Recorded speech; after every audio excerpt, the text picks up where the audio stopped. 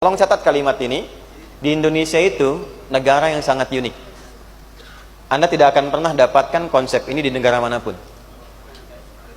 Ambil contoh gini. Amerika hebat gak? Kuat gak? Pertanyaannya, pernah gak ke Amerika? Enggak kan? Saya kurang lebih 2 tahun lalu di Amerika, di Desember 2022. And when I was there in America,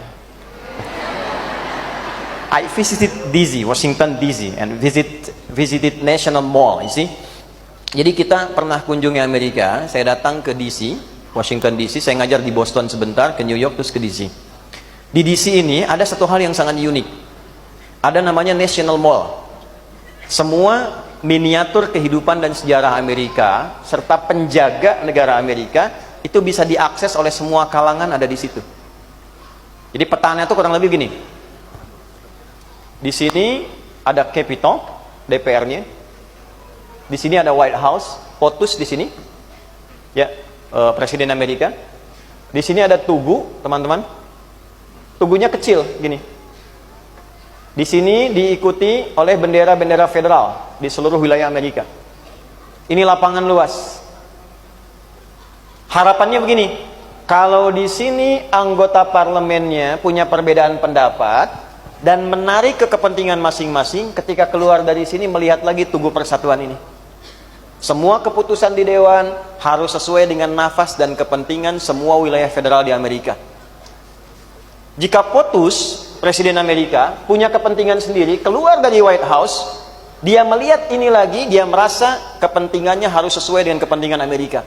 Dan ini dikontrol secara sistem oleh masyarakat. Masyarakat boleh akses ke sini. Oleh karena itu, Amerika dikenal dengan negara sistemik. Jadi Anda mau buat apapun, sepanjang tidak mengganggu sistem, itu boleh. Mau mabuk, silahkan, tapi jangan ganggu sistem. Ya, mau narkoba, silahkan, tapi jangan ganggu sistem. Mau membunuh, jangan. Tapi punya senjata, boleh, asal tidak ganggu sistem. Ketika mengganggu sistem, baru dieksekusi. Itu sistemik. Karena itu jangan salah, pembunuhan banyak, kriminalitas banyak. Ya, daerah zombie di Amerika sampai sekarang itu banyak. Tapi secara sistem terlihat seperti kuat. Bung Karno berangkat ke sana, ditemani dengan delegasi dan anggota-anggota yang luar biasa. Kemudian saya percepat ya akses informasinya. Sebetulnya ada detail yang sangat mendalam, tapi saya ingin percepat ke inti bahasan kita saja. Begitu melihat fenomena ini, beliau kemudian tergambar satu visi besar yang akan dibawa pulang ke Indonesia, Nusantara. Begitu kembali, ini yang ingin saya sampaikan. Beliau tetapkan ingin membuat sebuah monumen yang lebih tinggi dibandingkan dengan Amerika. Dan di atasnya diberi hiasan yang tidak didapatkan di Amerika. Maka pulang dari situ, pulang dari Amerika, lawatan 18 hari, beliau tetapkan untuk membuat satu monumen bersejarah besar yang menjadi akses nasional seluruh wilayah Indonesia. Itulah yang kita kenal dengan Monas. Tingginya hampir 3 kali lipat dibandingkan dengan Tugu Amerika. Atasnya itu ada emasnya. Filosofinya apa? Filosofinya, di Amerika sehebat apapun negara sistem, saya akan buat masyarakat, saya akan buat rakyat saya memiliki kehebatan yang lebih tinggi dibandingkan dengan Amerika, dan generasi yang saya akan bangun adalah generasi emas. Itu terjadi jauh sebelum kita bahkan hadir di tempat ini. Tapi yang tidak banyak orang tahu, cara membuatnya bagaimana. Gubernur Jakarta yang lalu, kami sempat berdialog untuk melihat peta lama Jakarta. Ternyata Monas itu, teman-teman, itu saat didirikan, itu ditarik garis lurus. Garis lurusnya bertemu di pusat spiritual, yaitu Masjid Istiqlal. Jadi ini menghadap kiblat. Oh, ini bukan utak-atik ya. Ya, tapi ini fakta sejarah. Ketika Anda telusuri peta ini menghadapnya sejalur dengan Istiqlal dan menghadap kiblat. Pertanyaan besarnya, visi apa yang dibangun oleh orang-orang pada masa itu? Mengapa membangun generasi emas dengan keilmuan dan jiwa yang tinggi itu mesti dihadapkan ke arah kiblat dalam penguatan spiritual? Itu dulu. Halo, kenapa diam? Nah, ini pertanyaan besarnya. Karena ternyata Orang-orang kita yang terlibat dalam pemerintahan di tempo dulu, itu kebanyakan mereka juga rata-rata ulama. Kiai Haji Agus Salim, seorang diplomat, menguasai beragam bahasa. Jangan salah, ahli tafsir, ahli fikih, ahli hadis.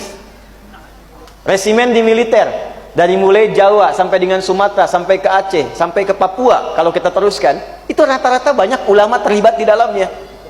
Dan secara konseptual, ternyata diuraikanlah tidak mungkin mendidik dan menghasilkan generasi emas itu kecuali mengoptimalkan 3 potensi besar yang ada pada diri manusia.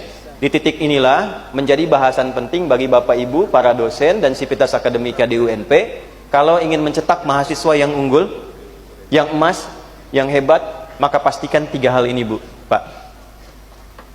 1, saya agak cepat. Ini inti manusia. Ada aspek fisikal. 2, ada aspek intelektual. 3, teman-teman, ada aspek spiritual. Di sini ada bodinya, fisik. Di sini ada akalnya. Di sini ada rohnya. Dan dengan 3 ini kita disebut manusia. Jadi kalau 1 hilang dari 3, itu kemanusiaannya akan hilang dan dipertanyakan. Rohnya hilang, itu meninggal. Akalnya hilang, jadi hewan. Fisiknya hilang, gentayangan. Tinggal 2. Ya, saya mohon izin, saya agak lambatkan karena di sini ada substansi yang sangat penting. Kalau ingin jadi orang hebat, unggul, mencapai apapun seperti yang ingin diharapkan, maka pastikan 3 ini terdidik dengan baik. Dan inilah pola pendidikan yang diviralkan oleh Nabi sejak beliau diutus dan diangkat oleh Allah menjadi Nabi dan Rasul. Tidak pernah beliau diberikan pedoman kecuali mengoptimalkan 3 bagian ini.